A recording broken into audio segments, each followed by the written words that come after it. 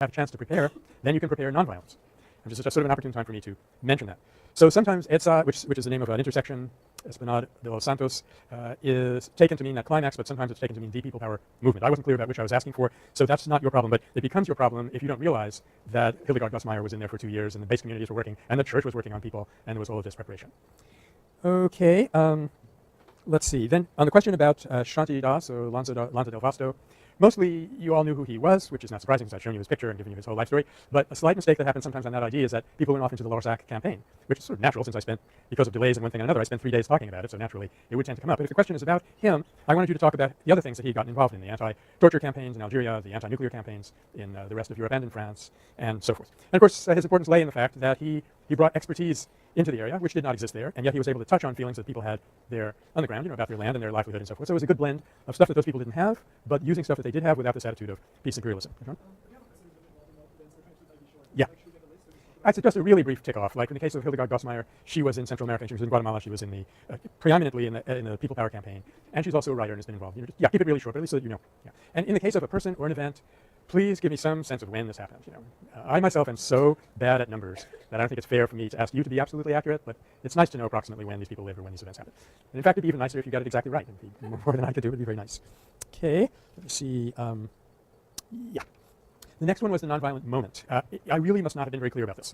The nonviolent moment is the climax of a well-orchestrated nonviolent campaign. And incidentally, I sensed that there was some confusion about terms like principle, jot these down, principle, institution, an event, otherwise known as an episode or encounter, a campaign, an organization, and a movement. You see what I'm doing? I'm starting from something that's not materially represented at all, and I'm talking about building it up into longer and longer lasting types of social development organization. So I don't use these terms in any special technical sense, fortunately, because most of the rest of my vocabulary is pretty specialized. It won't do you much good once you get out of 24 Warren. But just be clear in your mind what those terms mean, because there was some confusion, and it really hurts getting clarity on the IDs. Okay, so having said that, what is a nonviolent moment? A nonviolent moment is like, you remember last semester, we compared a nonviolent interaction to a conversation. It has a similar dynamic to a conversation, in the sense that if your opponent is distracted, that's not a good time to press forward with your issue, much less to take advantage of them. And this is called the non-embarrassment. Right. Gandhi was fabulous at this. At one point, he actually was the key log that got pulled out of the log jam that released the whole success of the South Africa campaign, was when there was a potential for embarrassing the government because European railroad workers were going on strike. He immediately shut down the Satyagraha in order not to embarrass them. And I said that the dynamic here that helps us understand it is, let's say I'm having a conversation with Matthias, and somebody else walks by who's a friend of yours, you're paying attention, and that's not when I want to make my most cogent point. So, but what you're doing as a nonviolent actor, individual or group, you can take charge of the dynamic of the situation. You have to be opportunistic and take advantage of opportunities when they occur, but also remember what Ben Kingsley said in the movie. He said it's not only generals who know how to plan campaigns. We are in charge. So one thing to know about a nonviolent moment that very few of you mentioned was you can actually plan for that.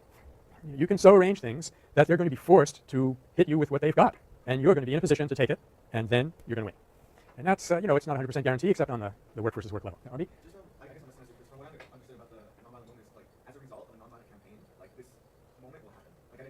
It doesn't have to be planned. It can sometimes come around without your planning, and then because you've taken PAX 164B, you know what's happening, and you take full advantage of it. But you can also plan it. That's not essential. The essential thing is that a nonviolent struggle of any kind with any duration, it starts off with people really not quite understanding each other. I was just up in Ashland, Oregon, and there's a peace community up there, and they had a letter writing campaign at my instance, actually, because they were going to have a candlelight vigil, and I said, I don't think so. So they had a letter writing campaign. They wrote a letter to their senator, but at one point in this letter, when I saw it, I was kind of embarrassed because they said, we are going to insist on holding you to this promise. You don't talk to your representative like that when you're only a small fraction of his constituency, and you're just beginning the conversation. So at first, he's not going to take you seriously. You say, I want you to pull out of Iraq, and he says, oh, sure, I've got 9 other people who don't want me to, so too bad. You have to prove to him that you mean it, and you're not going to take no for an answer, on the one hand, and on the other hand, that you're not going to be pulled into personalistic hatreds or disrespect against him, if it's a him that you're dealing with. That you're absolutely serious about both of these things. Even you won't know how serious you are until the moment comes along and you're really tested. Who can say? If you go into a campaign and you say, I'm not going to back down, and then people are being beat up and there's tear gas and stuff like that, who knows how we're going to react. But if you've done your preparation well, in any nonviolent interaction, there'll be jostling and maneuvering and jostling. If you keep holding on to truth and they keep doing their threat power thing, at some point there's bound to be a collision, and it becomes clear what they stand for and what you stand for. That's the nonviolent moment. Ideally, you've planned it. Otherwise, you just take advantage of it. Okay. So moments, plural? No, nonviolent moment. Yeah. I think on my page it said nonviolent moment. It says moment. That's why some of you wrote movement. 2 or 3 people wrote movement on their paper, and I said, why are they doing that? I'll have to look at the exam. I'm sorry. If it said movement, it was totally a mistake. And I know I wrote about the nonviolent movement. Yeah. Well, Does everybody have their, no, you don't have your exam paper, you gave them to me. Haha. There's no evidence, too bad. Okay, right. Well, it's just between me and the shredder at this point. I'm really sorry because there were two versions of this, I'm really sorry if that somehow happened, but what it meant to say was nonviolent moment. Okay. Yeah, yeah. Ah. Well, you have to understand, for someone like me who's like 5'6", to have a happy moment at a basketball game, you have to write about it. You have to enshrine it in a book, right? But if I remember correctly, I did not call that a nonviolent moment. I called it a peak experience. Yeah, and that did lead to some confusion because I suppose you could argue that the conversion experience that the nonviolent actor goes through, you could call that a nonviolent moment, but let's not. Let's keep the definitions clean for the same reason that I was just talking to Zach about. Amy? Yes, you could say that. In fact, let's say it. A nonviolent moment is a peak experience, but a peak experience is not necessarily a nonviolent moment. There could be other kinds of peak experience after a strong cup of chai or something like that. But also, I think that when we use the term, we're talking about group dynamics and not about the feeling state, tone, something like that.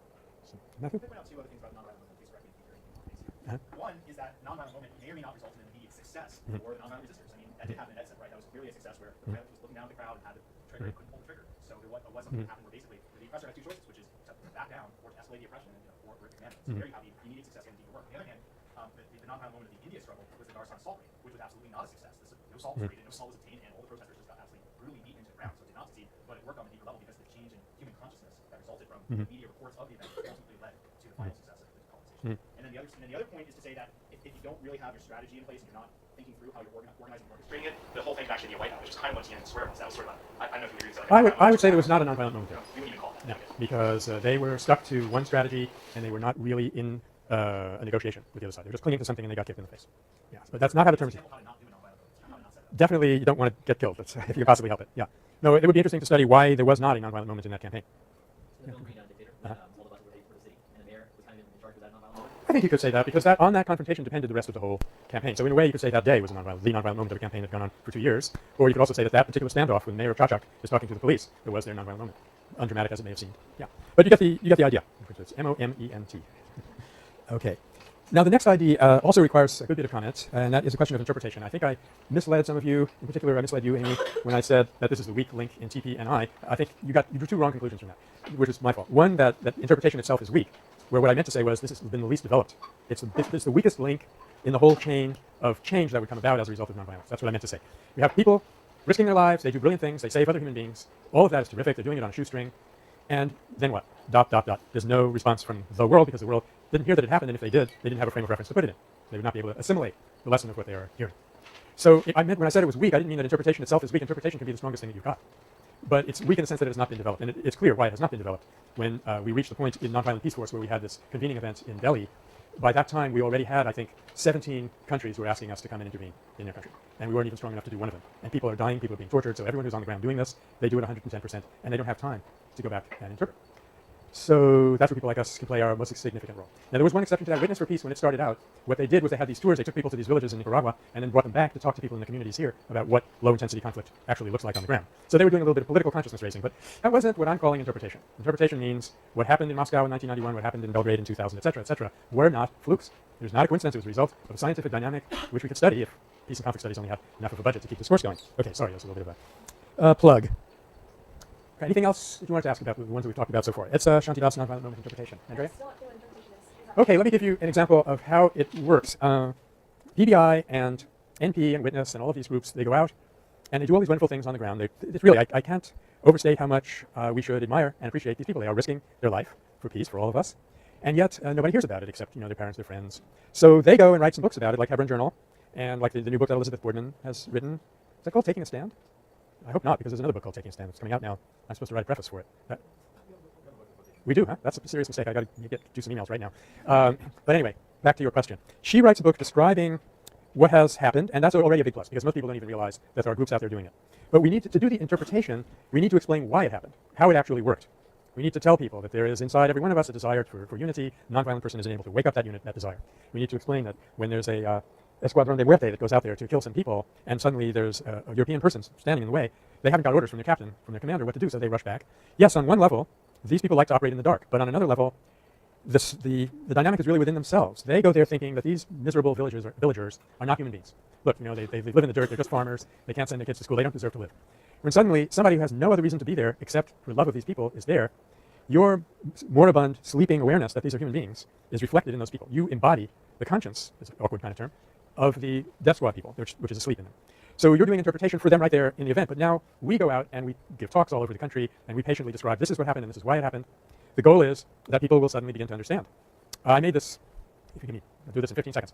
Okay, we have people all over the country who are hanging up crosses representing the American soldiers who have died in Iraq. And I say, okay, you want to do that, I'm not against it. But what if every time you had one of these things, you handed out a little flyer saying in 1948 the Iraqi people rose up nonviolently and they defeated the British and the petroleum companies. So why couldn't we go into Iraq, find the nonviolent activists, mostly in universities, translate Gene Sharp and Michael Nagler into Arabic, especially the latter, and we could have done it that way. See, that would be interpretation, because you're giving people a framework in which to interpret and evaluate. I guess that it should also be called, Andrea. Interpretation means understanding, appreciation, and evaluation of the nonviolent dynamic. Okay, great. So let's do a lot of interpretation between now and Thursday. We are not going to have our guest speaker from Colombia on Thursday. He's going to come right after spring break.